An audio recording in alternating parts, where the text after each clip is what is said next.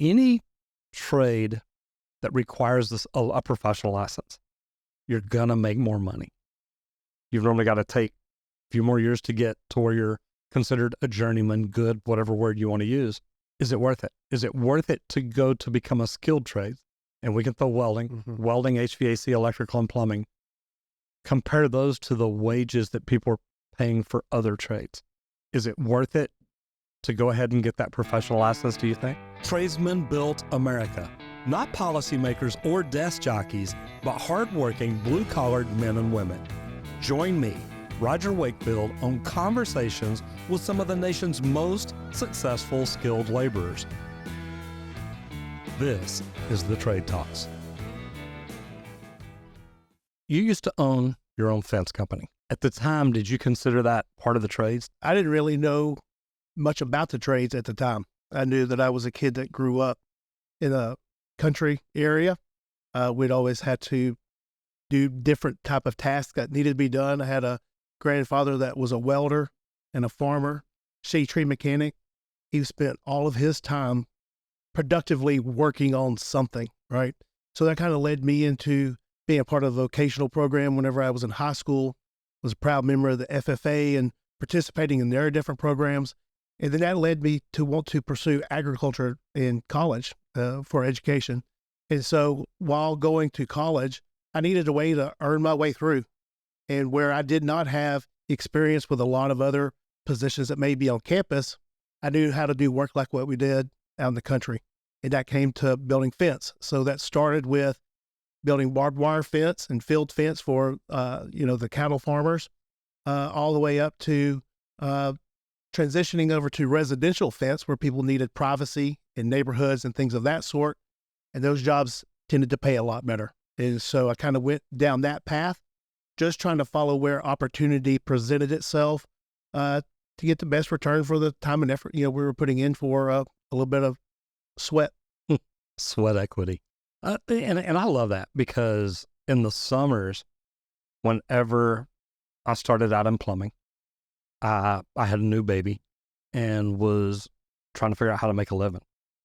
And, not whenever I was in high school, but after I got out and got back into plumbing. And as an apprentice, you didn't make a lot of money, not enough to raise a family on. So on the weekends during the day, I would build fences or redwood decks. Didn't matter to me. I had a brother-in-law that had a business doing it, so I'd work with him. And then I kind of branched out on my own, and it's like, look, you need a redwood deck built, worked on, repaired, whatever it is, I can do it. So, and I think from being in plumbing and learning how to use tools, how to work, how to think outside the box, you find a way to do it. And building decks was pretty cool. How'd you get started building fences? Yeah, so I had some experience just trying to find the odds and end jobs that were available to me where I was growing up. One of the very first jobs that I ever had was hauling hay.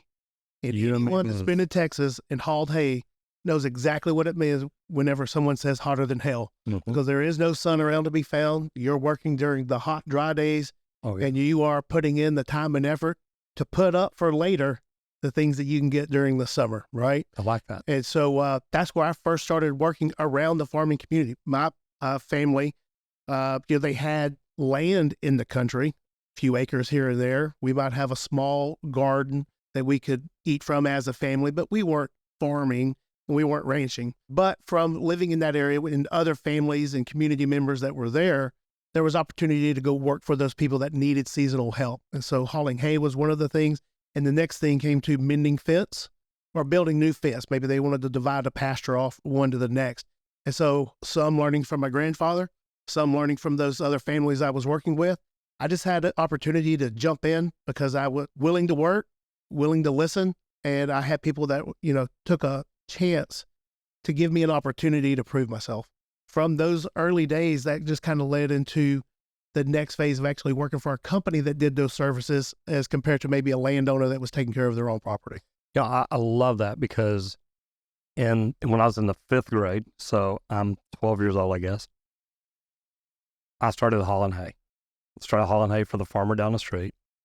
Farmer, welder, sharecropper, whatever he was. He He had a little bit of land out north of Garland and had some acres out there, but never hauled hay on his land. He had barns that we'd stack it off in and things like that. Once I got a little bit older, although I do remember driving a truck on the road when I was in the 5th grade, and I'm driving a standard. So, I mean, man, it's like I'm standing up to push the clutch in. And I remember pulling out on Beltline Road off Brand, and I'm driving, I see a cop behind me, and I'm scared because I'm in the 5th grade. And I'm like, man, if I get pulled over, my mom and dad going to whoop my tail. But, then back then the cops were like, yeah, we know who you are. We're fine. That's where I learned a little bit about welding, a little bit about fence repair. Not much. I mean, you've done some big fence work. I did just, pulling baling wire together and strapping it and trying to tie it back off and things like that. But then luckily I had somebody teach me picket fences and setting posts and setting them straight. But you got good enough at it, you kind of went on and started your own business at it. Yeah, I was very fortunate that I picked up the skills with the ranch fences that we were working with. Where I was going to school in Huntsville, there was a fencing company that was building that type of fence, so they had an immediate need for someone like myself to join their team. But they also did some other types of fencing, such as chain link, privacy fence, things of that sort. And that's where I had the opportunity to pick up a few more skills. And so I had a roommate. We were living and working together and going to school. And so we decided after about 2 years at that company that, hey, we're doing this for someone else, but I believe we could do this for ourselves, and we could run a crew because we were already the leaders on the crew that we were working at that time, that we could hire some guys to work with us. And so first opportunity to get some experience with business ownership, found out really quickly that I was pretty good at building the fence. I was pretty good at selling the jobs that came through, but I was not the best welder. I had to lean on my other partner for that. We had hired guys that had some of those skills that were better than us at a couple of those things. And you really start to put the pieces together of what a more sophisticated type company would look like. Mm-hmm. And so we started to think about the different applications of not only trying to fight to survive where we were during those seasons and trying to get through school, but also trying to save up enough capital to make it through the slow time. Because, we get to the holidays of the year, people are shutting down projects, weather's not cooperating with you, all the things that people that are in any type of skilled trade can understand, especially if you're working around residential customers. There's, some definite ebbs and flows that goes with buying habits.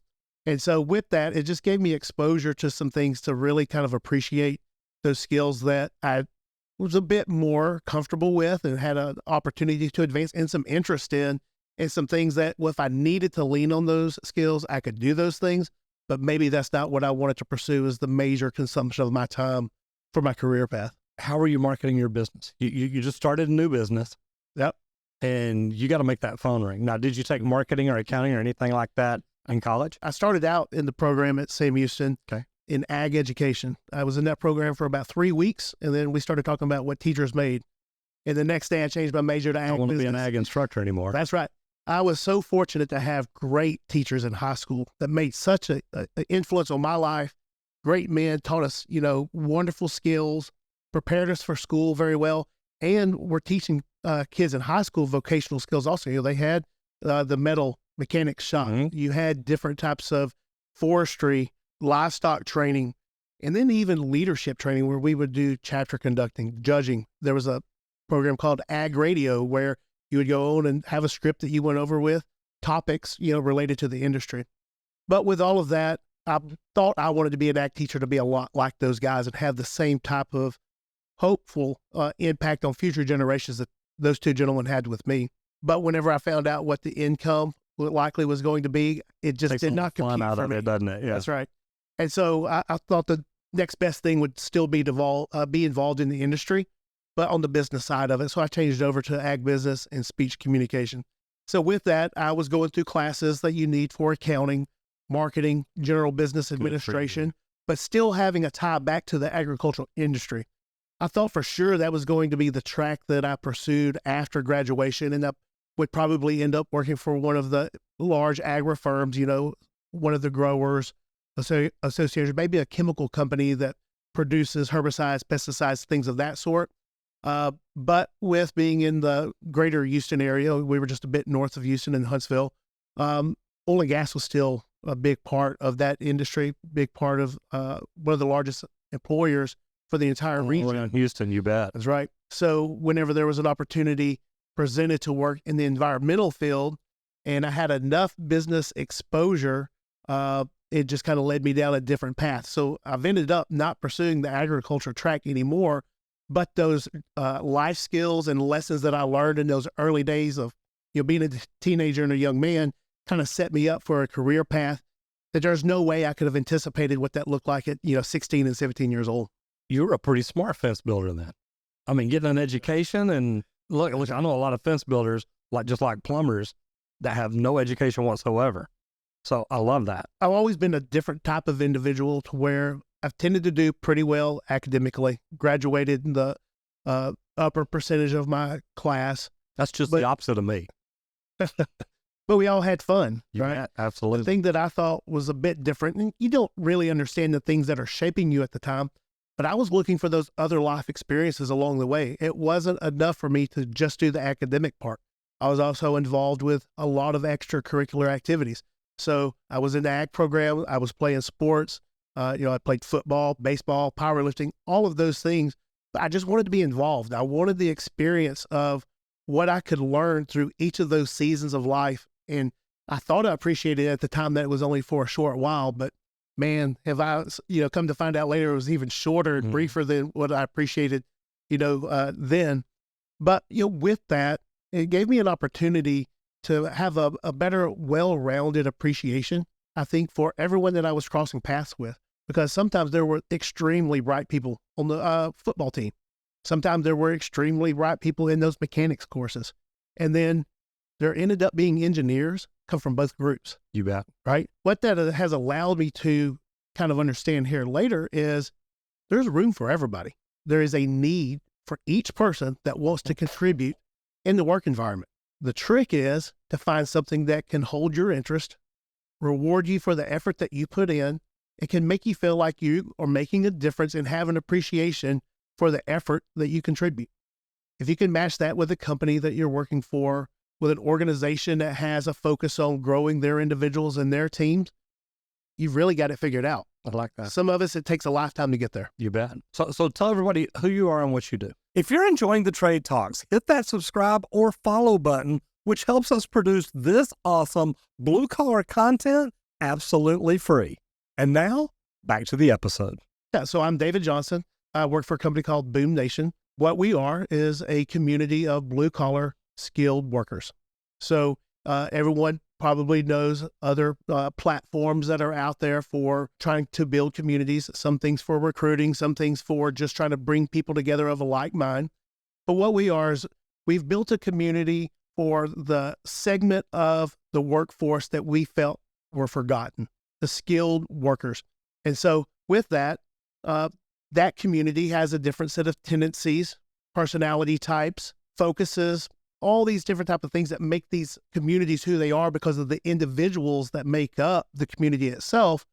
And the founders of BoomNation looked at it and said, someone needs to build something for the skilled workforce. And so stepped in, built a platform, an application, became present on a lot of different social platforms, and started trying to build this community of, we talk about it, the skilled road warriors, badasses, and people that just are focused on building the country and getting the jobs done. And with that, we've just tried to be of service to the community.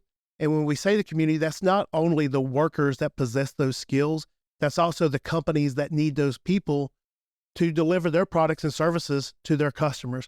And so we see ourselves as maybe that advocate or that middle party to bring both of those groups together and try to improve the experience for everyone involved. Who are the founders? Are they people in the trades or have been? Or two of the founders are Brent Flavin, co-founder, and Kevin Landry. Both of these guys grew up in the Lake Charles, Louisiana area. They had both worked construction coming up through school, went to college over at LSU. And as they had worked and when we say work in the field, coming from the Gulf Coast area in an industry, we're talking about the refining and petrochemical. Yeah, almost all the time.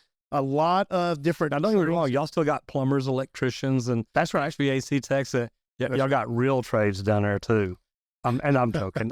I know a lot of oil hands. It's a heck of a trade. Yes, sir. And just part of it has been allowing that network to expand because with me being from the Beaumont area, with them being from the Lake Charles area, if you kind of look at where our community began, it was along the Gulf Coast, primarily between Texas, Louisiana, Mississippi, Alabama, over into Florida, and then some other areas coming up like the Midwest. And what is similar in that?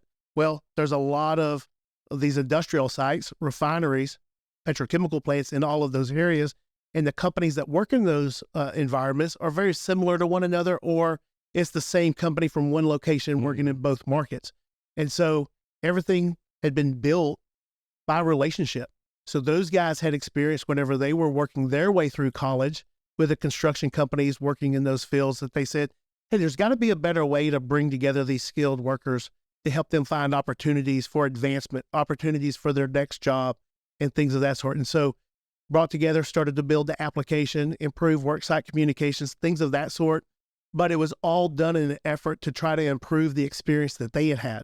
Right. And so we start with relationships that we have in business. I spent, the better part of my career so far working in the refining and petrochem, heavily involved with like the safety industry.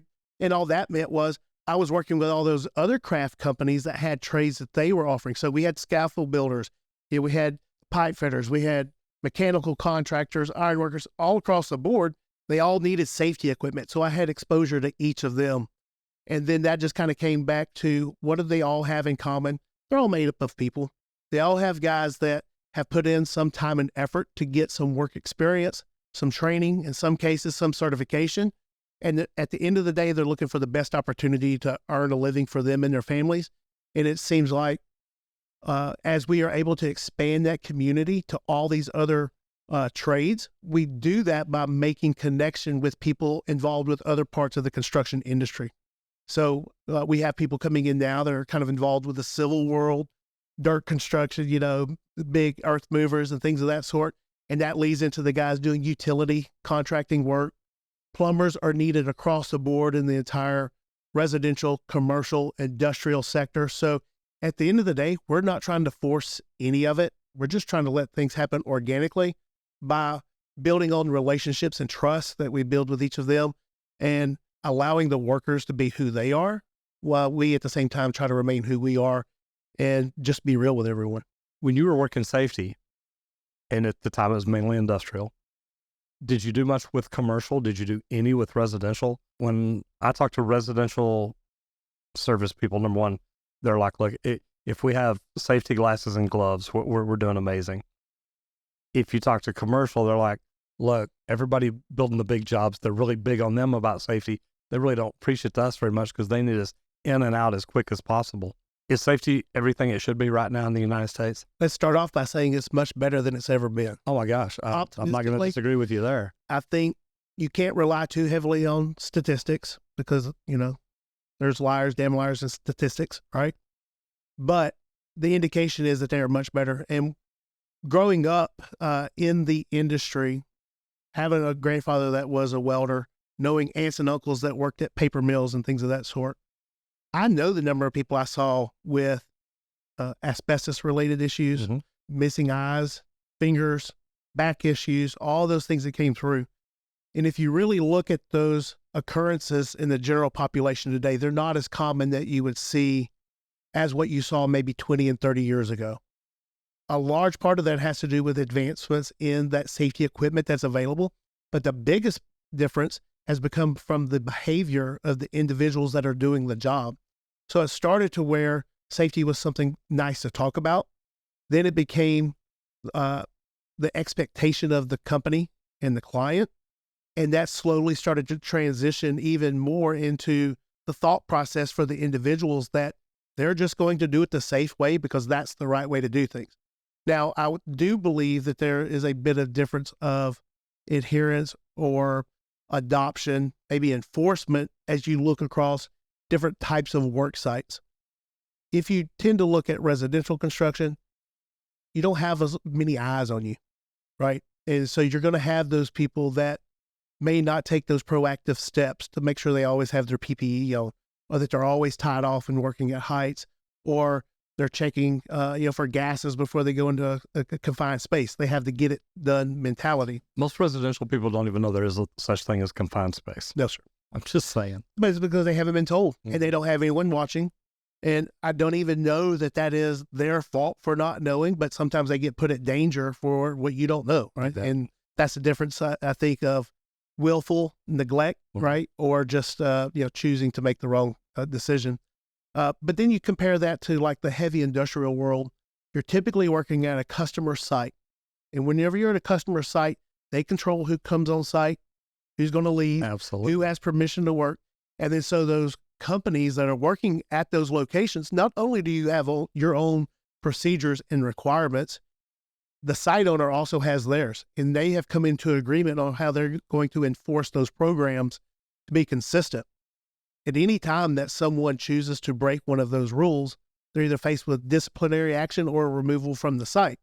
So the consequences are much higher for those skilled workers in those locations than they are the guy that's working on, even a $1 million home down the street where they just don't have the scrutiny and the expectation of someone performing the same skill at another location.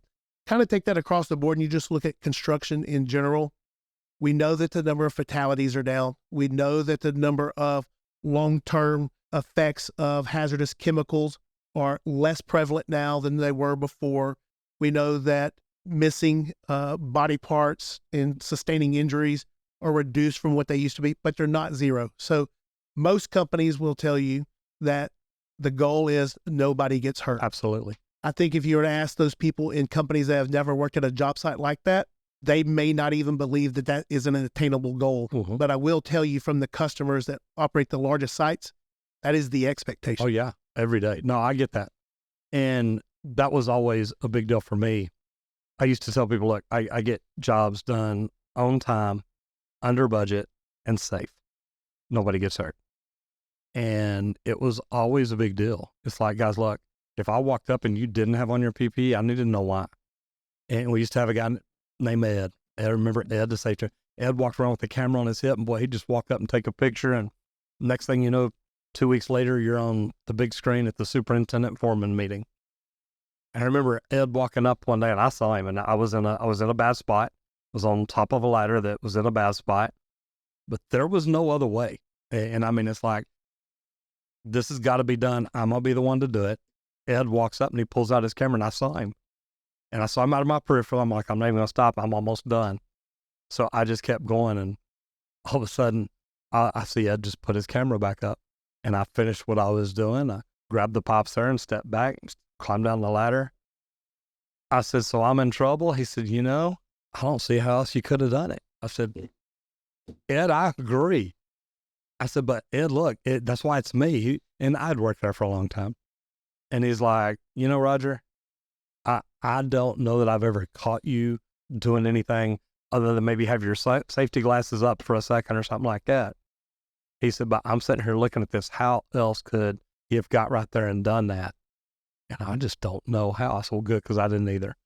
I was always one of those people, if anybody's got to be unsafe, I want it to be me, because I want to go home every day. All my fingers and toes, both eyeballs. Some people don't think that way. They're like, man, I just got to get up here and get it done. And I'm going to lean out here on one foot and close my eyes and show you how good I am. And next thing you know, we're sweeping them up off the floor. Safety is huge. And I tell people about one of the first jobs that I had as a superintendent.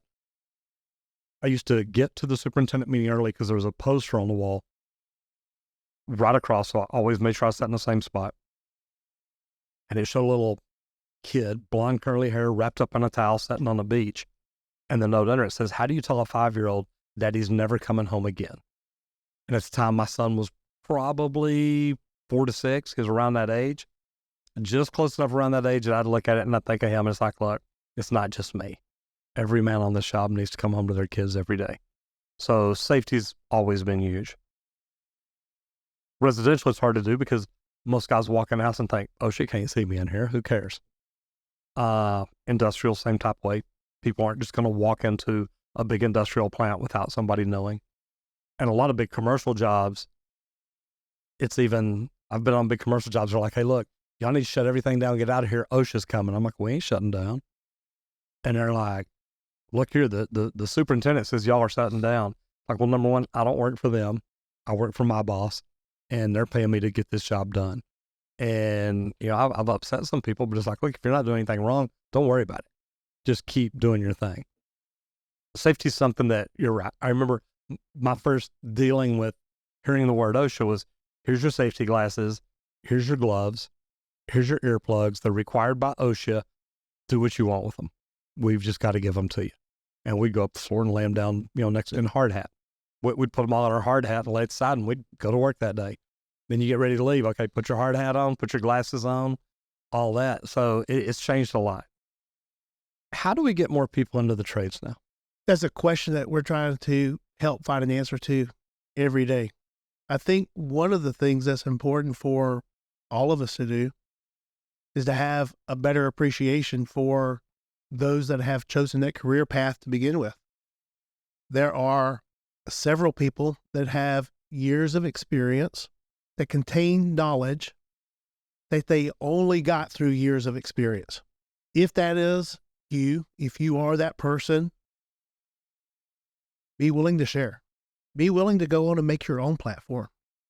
Share your knowledge with that generation coming behind you. Don't be content to just keep saying the same thing that everybody else says. If these kids today have no clue, they don't want to work, they don't understand. Well, guess what? You didn't either whenever you were that age. I know the things that I didn't know whenever I was 15 and 16, and there's difference that happens generation by generation. I think that so often people have looked at career paths whenever their kids are getting to high school, and they want to think that college is the best path, college is the only path. While that may be a great path for a large number of people, we all know that that's not the only path. There's several people that go that route, end up deciding to change careers later. There's other people that get enrolled in school and can't make it through the program because life happens, right? Marriage, kids, death in the family, any of those type of things. And it changes to, I've got to go to work today. I don't have 2 more years to wait, right? Finances change, all of those things. We need it to be to where people are looking to the long-term earning potential and job satisfaction aspect of being in the trades. I venture to say that more people that are involved with direct field labor are happier with their career choice than people that are in many of the professional positions. And it only has to do with, it takes a certain type of mindset and strength of body to be able to do a lot of these jobs. If that fits you, you're going to be pretty happy with the path that you take. And the opportunities can be endless. There's opportunity to make a great deal of money. If you are an entrepreneur type minded person, you have the opportunity to work under someone else, get experience, build up some money, start your own business, and then build your own team and hopefully sell it one day and become, filthy rich. That's a possibility with starting out with just some entry-level skills in the early days of your life as you're getting started, and you build from there. The other thing to do is, I think the companies that are looking for new employees to hire in, they need to be looking at those people that have less experience. Look, we all want to recruit the tradesmen and journeyman level people. If you have 3 years experience, 5 years experience, 10 years experience, everybody wants to hire you. And great, we need you. Put those skills to work. But guess what? There's this whole pool of people right behind them that they just need their foot in the door to be able to earn their way. Of course, you're going to have some people that are going to demand some things and think they deserve everything just because they just got their certification yesterday and you should be paying them top dollar today. That's not everybody, right? That's going to be in every trade out there. That's going to be a kid that comes out of college. They just got their business degree today and they think they should be the CEO tomorrow, right? Oh, yeah. It's young and dumb. We've all been there. I've been one myself. Oh, no, I get it. So I think that if you're looking at how you bring more people into your company, if you're looking at how do you speak to your nieces and nephews and family members and all of them and tell them about the opportunities that experience in the trades, that they can experience in the trade, then you need to be sharing with them what the future looks like. And that fact that it's a journey, right? You're not going to go in and you're not going to be running the company on day one. So let's start with what you can do today. You've got a willing mind. You got a strong back. You've got 2 hands. Let's put you to work, right? And let's start building those skills and allow you to stack a day of success on another day of success, on another day of success. And the next thing that you know, opportunity is going to present itself to you to advance to that next level. Mm-hmm. You will turn around and have 3 to 5 years experience under your belt, and you will just about be able to name your price wherever you want to go. That doesn't mean that it's just a home run for everybody. So if you are that person early in career and you're taking those steps and you're picking up the skills, you need to be looking at the other intangible aspects of your personality also. Are you showing up to work on time? Are you making sure and keeping your work area clean? Are you putting things up? At the end of the day, what I'm asking, are you delivering value to your company? If you're delivering value to your company and they are a company worth their salt, they're going to keep you around as long as they can, and they're going to look for the opportunity to progress you in their organization and to replace 3 more of you behind you and build a team of you that you can lead. However, if you're the person that shows up all disheveled, wrinkled clothes every day, smell like the bar that you just left last night, you have little to no personal hygiene, you can't be presentable to a customer, your employer is embarrassed to have you in front of the client, guess what? There's a lot more of you behind you. Yeah. And you're easy to replace. I've been non-union, union, non-union, commercial, residential, all of it. I love it when I'm on these social media posts, pro-union or anti-union. And a lot of people that complain about the union, it's, well, I got laid off a lot. Well, you laid yourself off. Sorry, but I was in a union 24 years. I never got laid off. Never had to miss a day's worth of work because I couldn't get a job. And I try to tell people that. It's like, look, if you will, there's 10 things you can do that take no skill that, make you an amazing, show up on time, have a great attitude, be coachable, be positive. Things like that. And like you said, personal hygiene. What do your clothes look like when you come in? I've worn starched jeans, God, for as long as I can remember now.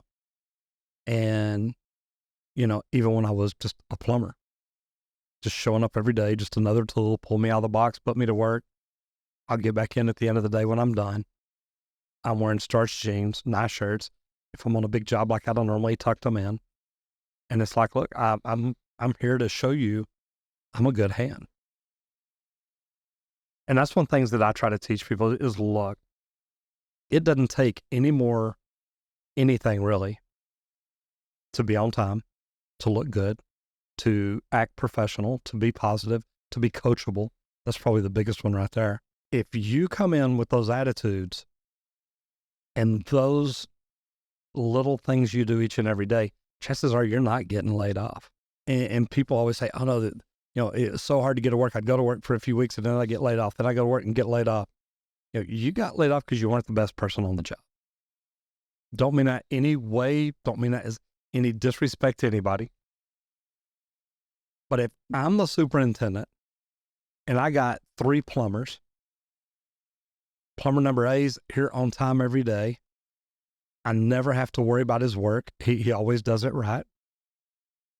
Plumber number 2, he's here most days on time. He's still here every day. Sometimes he's 15, 20 minutes late.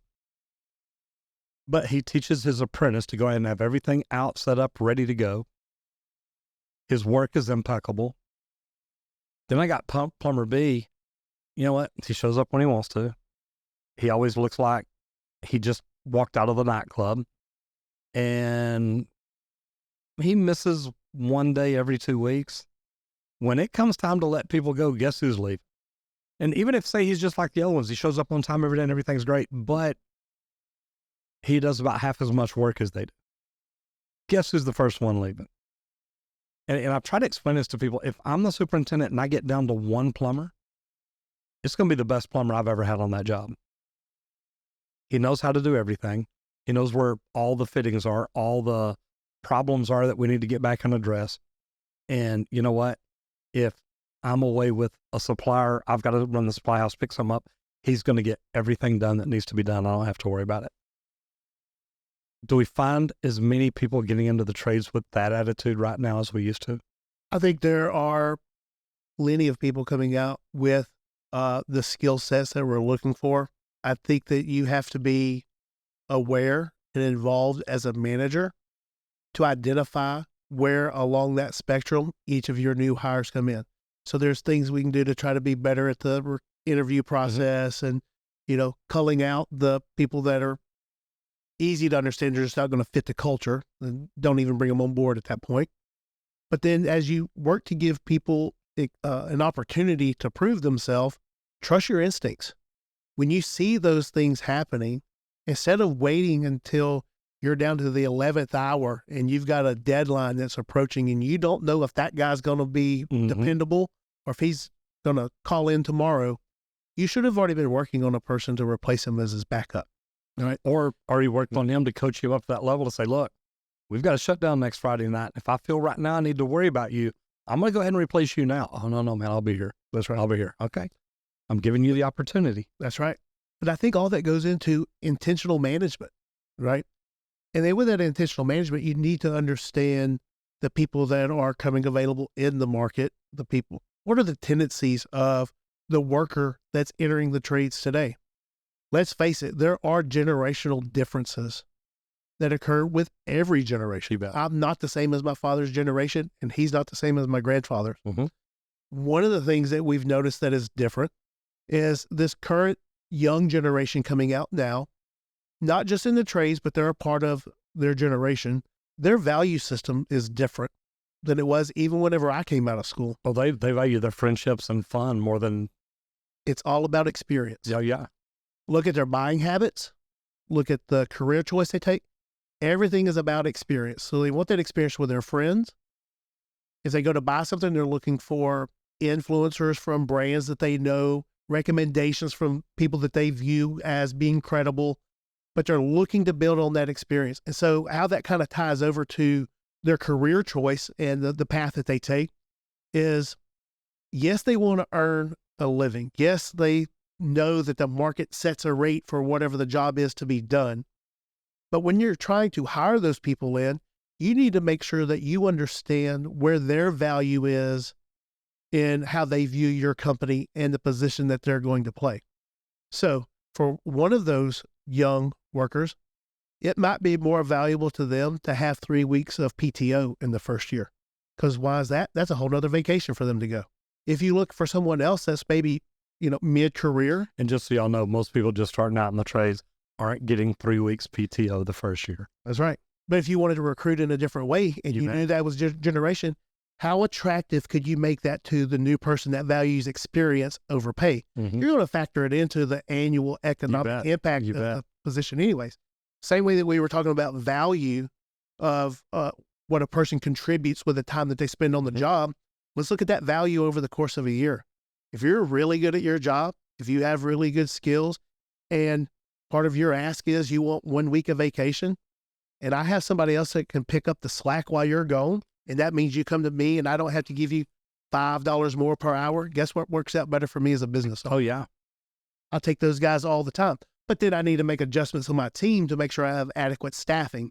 And then we get into the whole do everything intentional on purpose, right? So you better be very intentional with your PTO approval process to make sure you don't have everybody taking off during the same week and nothing getting done. Absolutely. But it's all trying to find those ways to meet people where they are. Because at the end of the day, you're not going to teach that young generation worker to put the value of the time back in for that week or the dollars over the week off. They've pretty much made up their mind. Now, once they get into your organization and you have an opportunity to influence them, they may not even take it. You probably end up with those guys trying to sell some of their weeks back to you or roll it over to the next year. You take care of that however your company does those things. But in the meantime, you've got a very valuable employee that you brought in. And that's just one of those things that I think is different from generation to generation, that we can't look at every step along the path for every generation being the same. The expectations and demands are going to be different.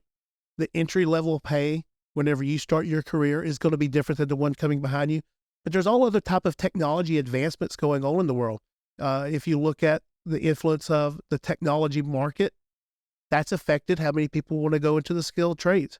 If you look at the emergence of more and more medical care, that's affected people that, I don't know, maybe they ended up in engineering before. Maybe they might have gone a more retail path. Hospitality is a huge industry now, right? You look at hotels, restaurant management. What is the number one important factor when it comes to hospitality? Experience. So those guys managing those businesses are going to be recruiting people that are focused on delivering the best experience and understand that customer approach and that target audience. So if you're trying to do the same thing as an owner or a leader in a company that requires blue collar workers, you better understand what motivates them if you want to attract the best. How does it look? How's the career future look for people getting in the trades right now? How do you think? I think there's never been a better time to get into the trades, personally. If you look at the trends that have happened over the past couple of decades, there's been a big push with everyone going to four-year universities because that's the direction that they were advised to go in for the most part. For their whole life, that's all they've heard. That's right. If you don't go to college, you're never going to amount to anything. Parents told their kids that. Oh, parents, principals, guidance counselors, teachers, aunts, uncles. I can't tell you who all heard it from. I heard it from everybody. That's right. But if you take a second and you step back and you think about all of the things that it takes a person with a very specific skill set to take care of on a daily basis, where do you end up? You typically end up back at something at a skill-based position. We live in Texas. There's two things that I want to operate at all times: electricity and air conditioning. If you said it, but when your plumbing ain't operating, you're not going to be very good because you ain't got water then.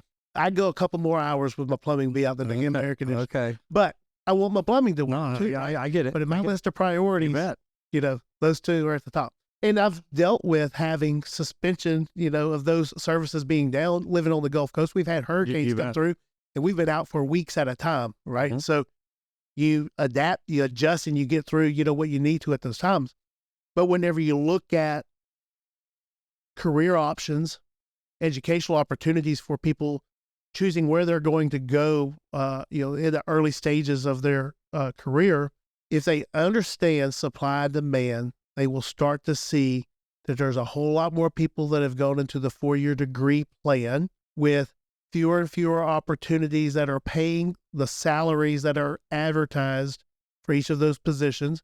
And people even just finishing up on the same career path that they started with, day one of university. They tend to leave with considerable debt to overcome, limited job experience to start, their first position. There's no job experience to start. That's right. Yeah. And they end up doing what they have to get by after graduation.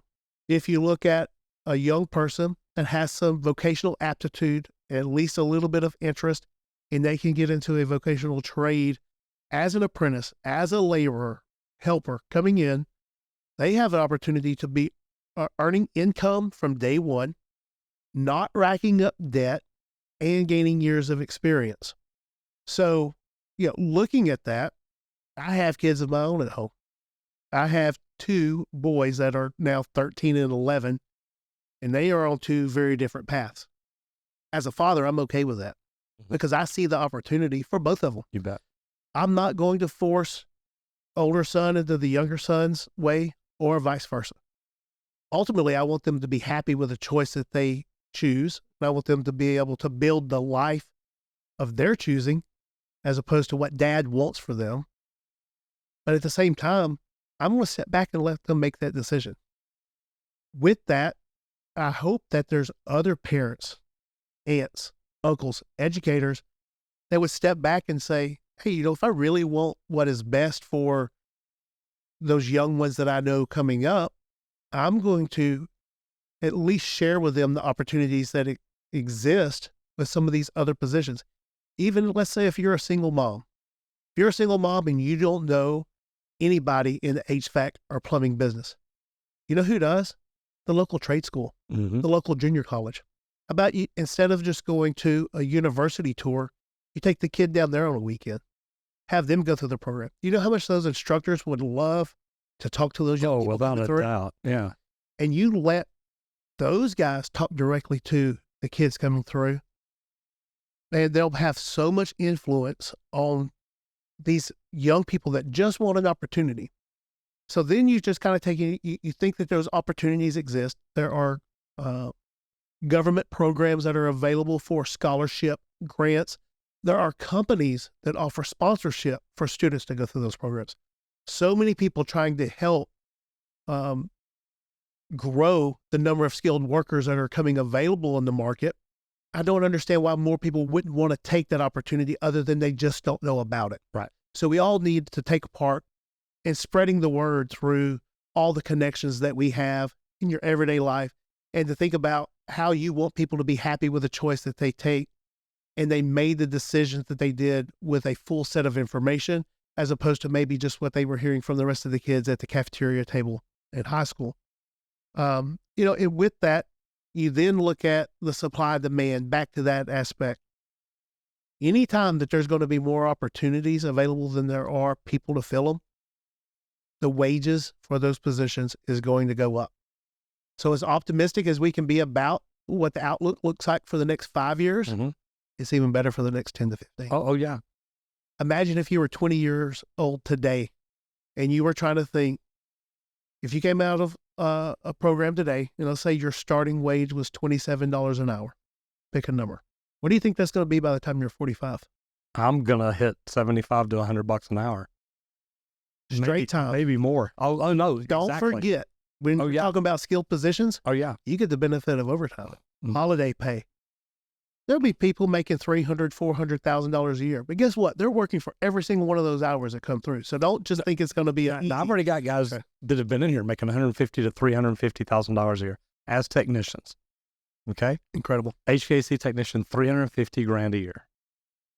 Installers, 24 and 30 years old, I think, $150,000 a year. Incredible. Okay. What trade do you think right now is in most demand? The two that we see highest demand with our current exposure You bet. of all the trades, number one is electricians. Experienced electricians is the greatest need, but electrician in general across a discipline is very high demand. And number two after that would be welders.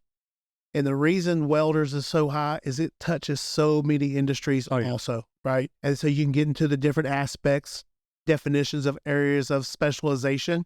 But if you are looking at earning potential in the first couple of years with new certification, new experience, I think those two areas would be prime targets for anyone trying to figure out their path. Welders, you can go to Western Welding Academy up in Gillette, Wyoming. And I mean, you can pass welding certs in like 6 months. Training's phenomenal. So in 6 months, you can go from $0 an hour to a couple $100,000 a year. Pretty easy to do. Electrical, and I was a plumber, so I was too smart to be an electrician. It's just the way it works now, guys. I give my electricians friend a really hard time. Electricians, what I like about the electrical field, there's so many different areas. I mean, it gets out into cabling, into wiring, just a bunch of different things. Plumbing, you can say, well, okay, you've got med gas, residential fire protection. You've got a lot of things that tie into it or branch off of it, I guess. I've always said, and welding needs to be up there too. I've always said that electrical, plumbing, and HVAC, the skilled trades, where normally you need a professional license in the states that you're in, which is probably good for y'all because Texas and Louisiana just passed the reciprocity agreement in plumbing. But any trade that requires a professional license, you're going to make more money. You've normally got to take a few more years to get to where you're considered a journeyman, good, whatever word you want to use. Is it worth it? Is it worth it to go to become a skilled trade? And we can throw welding, HVAC, electrical, and plumbing. Compare those to the wages that people are paying for other trades. Is it worth it to go ahead and get that professional license, do you think? Depending on the individual, most of the time, I think the answer is going to be yes. I don't think you're ever going to have an opportunity that tells you, no, I don't want you because you are certified. But I know there will be employers that will tell you, no, if you're not certified, we can't hire you. Absolutely. I agree with that. But I mean, pay-wise, do you think those four trades, let's say plumbing, electrical, HVAC, and welding, pay more than most trades. I mean, I know you've got, well, you can say, well, automotive mechanics, there's certifications. Yep. And a lot of them probably do make the same kind of money. But for most trades, and I teach, and that's why I'm asking you, I teach that if your trade requires a professional license, you can normally make more money. It's not necessarily a pay to play, but there is a cost to be trained, oriented, You bet. certified, right? And so there is going to be an increased level of value for you once you achieve that certification. If you ask me if it's worth it, yes, I think, because I think your earning potential is greater. Right. And that's kind of where I was going. With that, I would say that whichever one of those crafts that you pick, I don't know that the pay ends up being that drastically different because of so many of the things that make you good at one of them makes you very good at the next. Oh, absolutely. You just kind of change the tools that you're using and what the outcome of the item is that you're working on, right? But you have to have that vocational type mindset and mechanical understanding of what you're doing. And I do, David. I love that because my thought, I mean, look what I'm doing now with social media. I'm a plumber. I'm just a plumber. I did not study marketing, advertising, anything at all. I did it up once I became an instructor in the union, had to go up to Ypsilanti to Washtenaw Community College to take an instructor training program through the union. So I can't say I've never walked in college or anything like that. The harder it is to get your license, the more you've got to learn, the more you've got to get in, you can do that. But then I think as tradespeople, I'm convinced you have me the tools, I can learn to do anything. That's right. I flipped all that around over to social media and said, okay, look, and that's how I used to talk about it. I just got new tools in my toolbox. I learned how to use a computer. I learned how to use software. I learned how to use cameras. I learned how to use iPhones.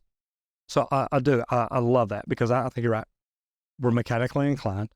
We have that I'll do whatever it takes mindset, and I'm going to get it done.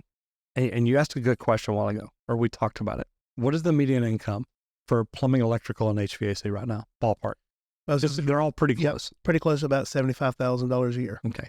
What's it going to be 5 years from now, 10 years from now, and 15 years from now? I expect to see increases of no less than 10% per year. Oh, I'm thinking potential. Yeah, I'm thinking a lot more. Compounding. Oh, yeah, I know, I get it. I think it's going to be more than that. I truthfully think, and I've said this for a year, so I'm gonna have to change my time frames.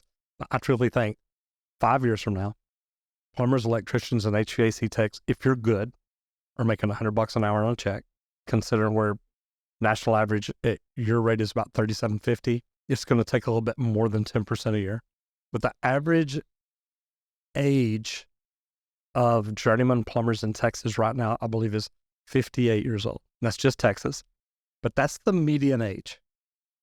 It means there's a whole lot of people over 50, over 58. Right.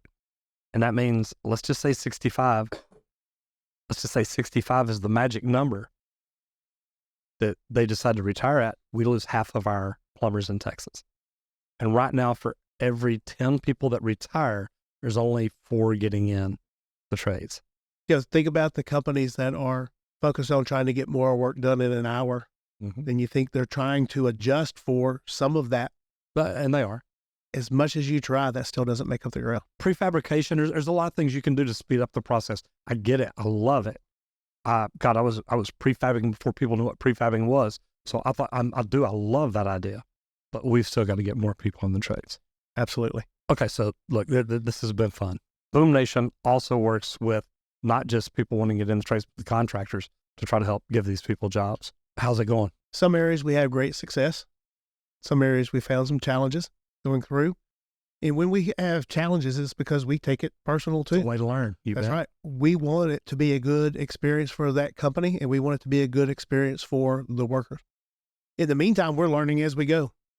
So with that, we find areas of improvement for us in how we're searching out for new applicants and trying to attract their attention, how we're sending that information over to the hiring companies, the steps that we do to screen applicants to push them to a qualified status.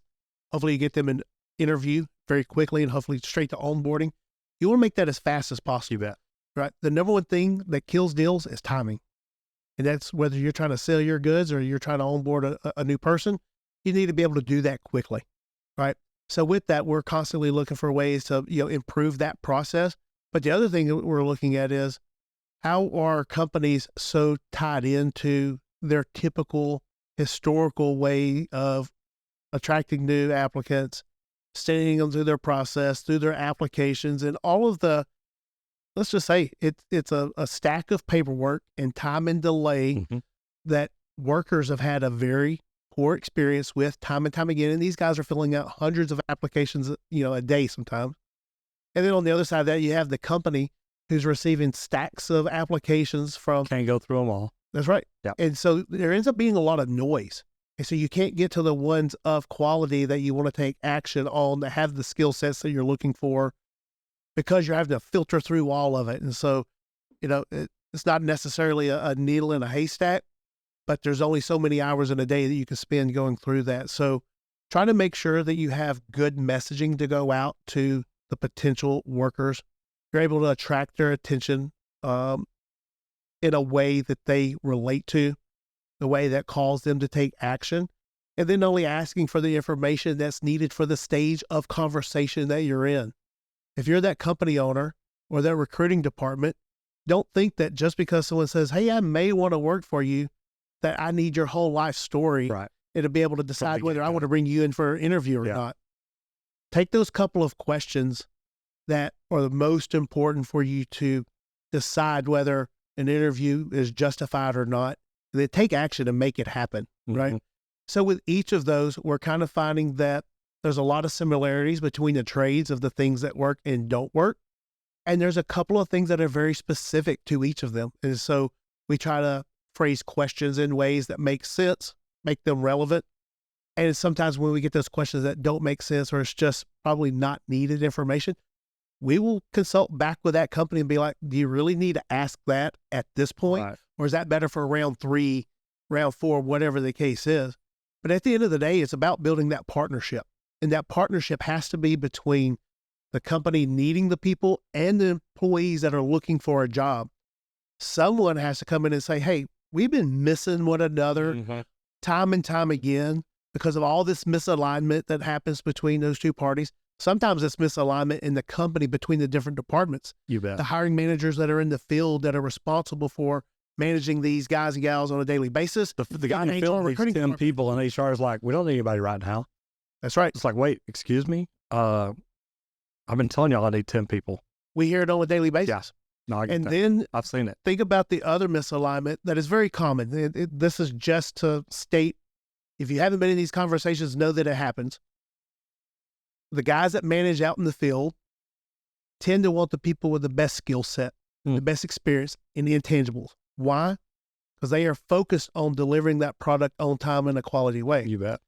The recruiting and HR departments tend to want to be able to push people through that will fit those criteria, but they're trying to go through so many people so fast that they're doing it from a administrative paperwork standpoint.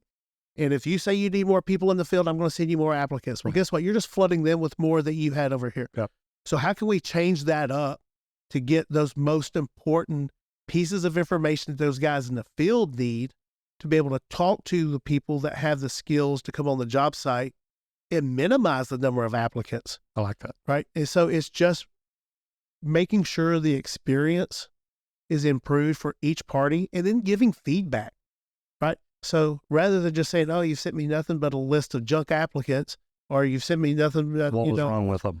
That's right. Let's have a conversation about it. Let's get better together. And then at the end of the day, we will be more successful with the next round. But we have to give the good, the bad, and suggestions for improvement. That's good. That's real good. All right. So this has been fun. If you could go back and talk to David Johnson the day he walks out of his house to go get his first job, to go start his first job, based on what you know now, what would you tell him? Be patient. Slow down just a little bit. One of the common things that always comes up with everybody thinking about, new to career people coming in is, oh, they're coming in and they think they know everything. But guess what? Yep. I was one of those. I thought I knew me too. everything, right? And only by gaining more experience and more knowledge do you realize what you didn't know then. You're right. And so if I could have had that mindset before and just really understood, take it at a pace, take advantage of every opportunity that's presented to you to learn something instead of trying to prove what you know already. Listen to those mentors that are around you, because there's always people that care about, Oh, yeah. the younger guys on the crew. Really let it soak in. Instead of thinking about, I have all this ambition and I want to do more, take the opportunity to kind of check the ego and learn how to express an interest in growing and looking for a new opportunity without coming across as a know-it-all that's not willing to put in the time and effort to earn that experience along the way.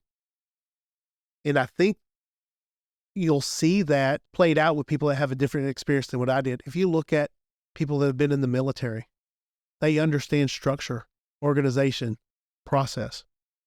There's no need in them to get into a hurry whenever they're coming up through the ranks and training, right? Yeah. Because there's a process set out in front of them. Whenever I was coming out, pretty bright kid, willing to get in and work hard. I just figured the sky was the limit immediately. So let me just put it down and I'm going to bulldoze through everything in front of me and, look out world, here I come. I probably would have ended up with, much better results through a couple of those steps and decisions through my career if I would have been tuned into that process, that involvement, that patience, and listening more than I was talking. I like that. David, if people want to get in touch with you, how can they get in touch with you? Please reach out to me at davidj@boomnation.com. We are present on all the different platforms from Facebook, Instagram, TikTok. We have a couple of podcasts that we put out as well. So just look for BoomNation, look for David Johnson, and we'd be happy to, participate with anybody in the community that's either looking to get into the trades, looking to connect with workers, or just looking to be a part of the community of skilled workers. All right. Thank you so much. Thank you, Red.